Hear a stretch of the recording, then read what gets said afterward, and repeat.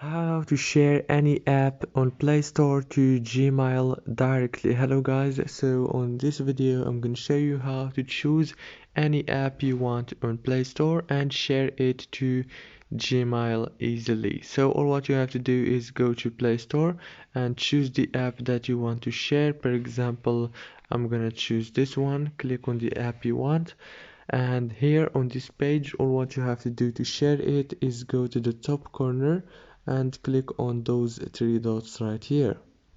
Click on them and choose the first option. Click on share. Now as you can see, you will find the Gmail option right here.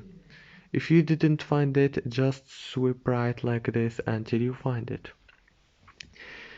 If this video was helpful, please don't forget to like and subscribe, and thank you so much for watching.